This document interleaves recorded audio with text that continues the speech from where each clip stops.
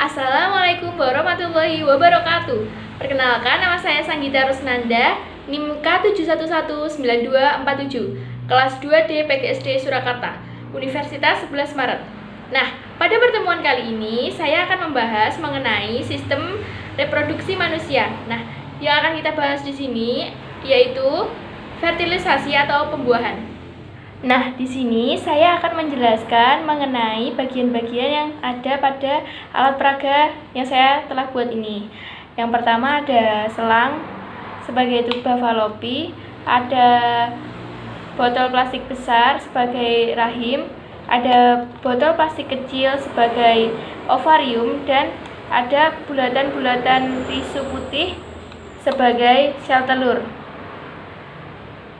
Dalam berhubungan seksual, pria akan mencapai orgasme dan menghasilkan ejakulasi. Ejakulasi yang dihasilkan akan mendorong cairan semen yang mengandung sperma ke dalam vagina wanita menuju leher rahim. Nah, cairan semen ini memberikan makanan sebagai bekal untuk sperma dalam melakukan perjalanan dan juga dapat memberikan petunjuk arah bagi sperma. Setelah sperma masuk ke dalam tubuh wanita, perjalanan sperma mencari sel telur untuk dibuahi baru akan dimulai. Terdapat berbagai tantangan untuk mencapai keberhasilan untuk membuahi sel telur. Tantangan pertama yaitu lingkungan asam pada vagina yang membuat sperma tidak mampu hidup lama di vagina dan akhirnya mati. Tantangan kedua yaitu lendir serviks. Hanya sperma yang memiliki kemampuan berenang paling kuat yang dapat menembus lendir serviks ini. Setelah berhasil melewati jaring-jaring dan lendir serviks, sperma kemudian harus berenang sekitar 18 cm dari serviks menuju ke rahim. Kemudian ke tuba falopi untuk mencapai sel telur. Sperma yang mampu berenang sangat cepat mungkin mampu bertemu dengan sel telur dalam waktu 45 atau jika tidak maka dapat memakan waktu sampai 12 jam. Satu telur mungkin bisa didekati oleh ratusan sperma, namun hanya sperma terkuat yang dapat menembus dinding sel telur.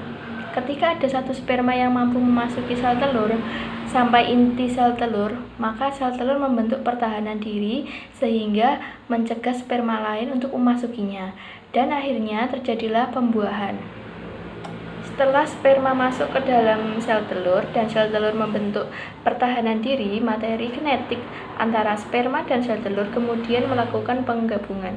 Nah, inilah yang disebut dengan fertilisasi atau pembuahan. Hasil fertilisasi dinamakan zigot. Zigot akan terbelah-belah dan akan berjalan menuju rahim. Dimulai dari sini, zigot berjalan menuju rahim. Setelah menuju rahim, zigot akan menjadi janin. Nah, di sini saya sudah membuat gambar janin. Ketika zigot sampai di rahim, maka akan menjadi janin. Nah, apabila sel sperma tidak masuk ke dalam rahim, maka sel telur atau ovum akan busuk atau meluruh bersama dengan luruhan dinding sel rahim. Nah, peristiwa tersebut dinamakan menstruasi. Sekian penjelasan yang bisa saya sampaikan, kurang lebihnya mohon maaf. Wassalamualaikum warahmatullahi wabarakatuh.